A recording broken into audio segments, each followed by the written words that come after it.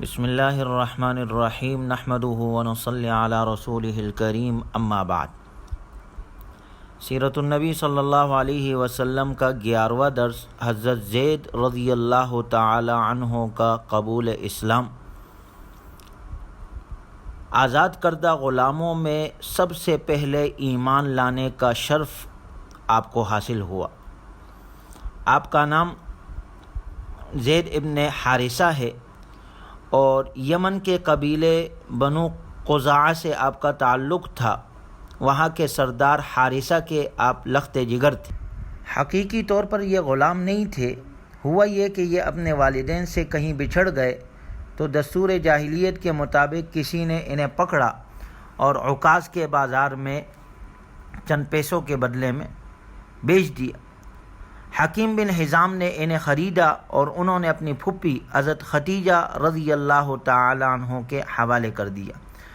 چنانچہ یہ حضرت ختیجہ رضی اللہ تعالی عنہ کے غلام تھے۔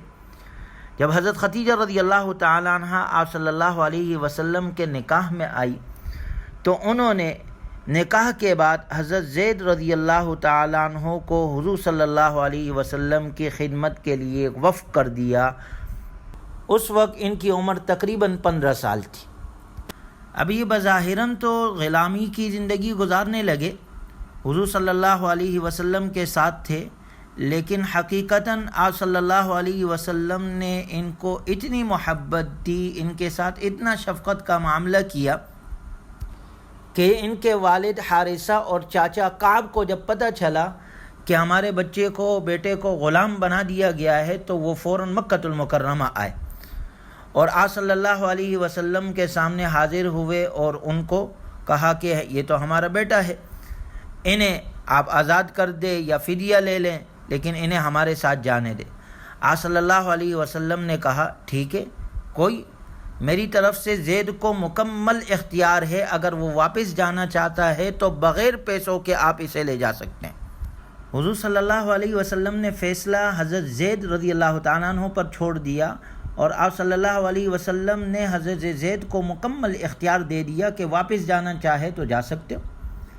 حضرت زید رضی اللہ تعالیٰ عنہ نے جناب رسول اللہ صلی اللہ علیہ وسلم کو اپنے والد اور اپنے اہل خانہ پہ ترجیح دی اور کہا کہ میں آپ صلی اللہ علیہ وسلم کو چھوڑ کر کہیں جانا پسند نہیں کروں گا۔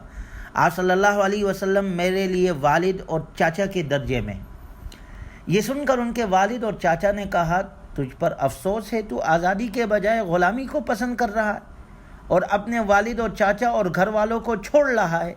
یہ سن کر حضرت زید رضی اللہ تعالیٰ عنہ نے فرمایا ہاں، میں نے رسول اللہ صلی اللہ علیہ وسلم کی ذات اقدس میں ایسی خوبیاں دیکھی ہے، ایسی صفات دیکھی ہے، ایسے کمالات دیکھے ہیں کہ میں آپ کو چھوڑ کر کسی اور کا انتخاب نہیں کر سکتا۔ اور اس موقع پر حضرت زید رضی اللہ تعالیٰ عنہ نے ایک ایسا جملہ کہا جس میں عشق مصطفیٰ کی ساری کائنات سمٹ کر آ گئی۔ حضرت زید رضی اللہ تعالیٰ عنہ نے عرض کیا یا رسول اللہ، کیا میں آپ کو چھوڑ کر کسی اور کو پسند کر سکتا ہوں؟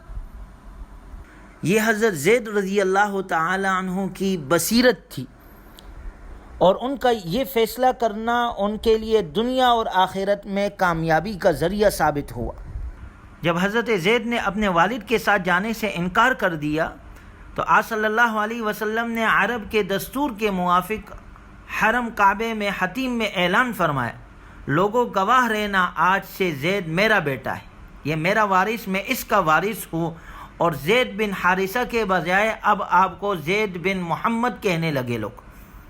اور حضور صلی اللہ علیہ وسلم ان سے بے انتہا محبت کرتے تھے، بے حد انہیں چاہتے تھے، اس لیے حب رسول کے لقب سے یہ مشہور ہوئے۔ گویا اگر دیکھا جائے جناب رسول اللہ صلی اللہ علیہ وسلم صراحہ رحمت تھے ہر ایک کے لیے، کیونکہ دیکھیں حضرت زید تو آپ کے پاس غلام کی حیثیت سے آئے، وہ آپ کے اپنے تو خاندان کے نہیں تھے، لیکن اس کے باوجود آپ صلی اللہ علیہ وسلم کی ان سے محبت، آپ کے ان کے ساتھ شفقت اور اپنائیت ایسی ملی کہ زید بن حارثہ کو لوگ زید بن محمد کہنے لگے اور آپ نے اپنے منہ بولے بیٹے اس کو قرار دیا، یہاں تک کہ جب تک قرآن کی آیت نازل نہیں ہوئی تھی وما جعل أدعياءكم أبناءكم ذلكم قولكم بأفواهكم والله يقول الحق وهو يهدي السبيل. جب ممانعت آ گئی کہ منہ بولے بیٹے کی کوئی حیثیت نہیں ہے شریعت میں، تو پھر وہ زید بن محمد سے زید بن حارثہ ہو گئے، لیکن اس کے باوجود بھی محبت اسی طرح باقی تھی. اس محبت اور شفقت کی ایک نشانی یہ بھی تھی کہ حضرت زید کے بیٹے اسامہ بن زید جو ام ایمن سے تھے، ان کو یہ خصوصیت حاصل تھی کہ جب کسی کو کوئی مسئلہ درپیش ہوتا، حضور کے پاس جانا ہوتا، تو حضرت اسامہ کو ساتھ لے کر جاتے تھے کہ حضور ان سے بڑی محبت کرتے ہیں، تو ان کو استعمال کیا جاتا تھا.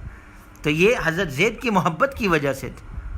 یہ آپ کی محبت کی جھلک تھی کہ آخر تک آپ علیہ الصلاۃ والسلام ان سے محبت کا اظہار کرتے تھے، یہاں تک کہ آپ صلی اللہ علیہ وسلم نے اپنے پھوپھی کی بیٹی حضرت زینب رضی اللہ تعالی عنہا کا نکاح حضرت زید سے کر دیا. یعنی خاندان قریش جو نسب کے اعتبار سے بہت اعلیٰ شرف رکھتا تھا، آپ نے اپنے خاندان کی لڑکی، اپنی پھوپھی کی بیٹی کا نکاح حضرت زید کے ساتھ کرا، جو بعد میں تفاوت مزاج کی بنا پر چل نہ سکا، طلاق واقع ہو گئی، اور وحی الہی سے حضور صلی اللہ علیہ وسلم نے حضرت زینب سے نکاح فرمایا. اس کی وجہ یہ تھی کہ عرب کا قدیم رواج توڑنا تھا، جس میں لے پالک منہ بولے بیٹے کی بیوی سے نکاح نہیں ہو سکتا، اس کو ختم کرنا تھا، جس کو اللہ نے قرآن میں ذکر کیا. فلما قضى زید منها وطرا زوجناكها لكي لا يكون على المؤمنين حرج في ازواج ادعيائهم اذا قضوا منهن وطرا وكان امر الله مفعولا. جب زید نے اس سے کوئی حاجت متعلق نہ رکھی، یعنی اس کو طلاق دے دی، تو ہم نے تم سے اس کا نکاح کر دیا تاکہ مؤمنوں کے لیے ان کے منہ بولے بیٹوں کی بیویوں کے ساتھ نکاح کرنے کے بارے میں جب بھی وہ اپنی حاجت متعلق نہ رکھے، کچھ تنگی نہ رہے. یعنی یہ فیصلہ کر دیا. لیکن اللہ حضور صلی اللہ علیہ وسلم نے کتنی محبت دی، اور یہ واحد منفرد صحابی ہے جن کا نام اللہ نے قرآن میں ذکر کیا، فلما قضى زید منها. یہ ہزار فضیلتوں کی ایک فضیلت ہے. صحابہ، سارے صحابہ نبی کے صحابہ ہے، اور سب رضی اللہ عنہم ورضوا عنہ ہے، سب کی اپنی شان ہے، لیکن صحابہ میں یہ واحد صحابی ہے جن کا نام اللہ نے قرآن میں ذکر کیا. آج نے یہ وجہ ذکر کی ہے چونکہ جب ان کی نسبت حضور سے ختم کر دی گئی، زید بن محمد کے بجائے زید بن حارثہ کر دیا، منہ بولے بیٹے کی حیثیت ختم کر دی گئی، تو ان کا دل بہت دکھی ہوا کہ اب تو مجھے زید بن محمد نہیں کہا جائے گا.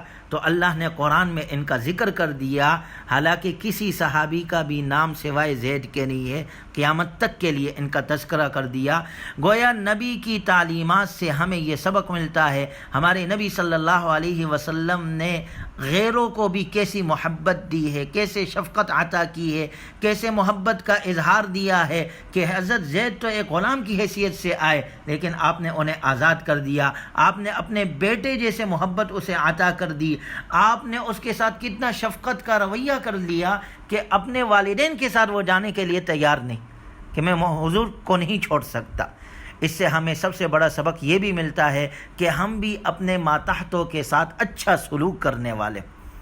ہمارے ماتحتی میں کوئی فرد آ جاتا ہے، کوئی بچہ آ جاتا ہے، ہم اس کی اچھی تربیت کرنے والے ہو. ہماری ماتحتی میں نوکر ہے، ہمارے گھر میں کام کرنے والے ہیں، چوکیدار ہے، ڈرائیور ہے، یہ ہماری ماتحتی میں ہے. ہم اس کے ساتھ اچھا سلوک کرنے والے ہو، یہ ہمارے نبی کی تعلیم ہمیں ملتی ہے.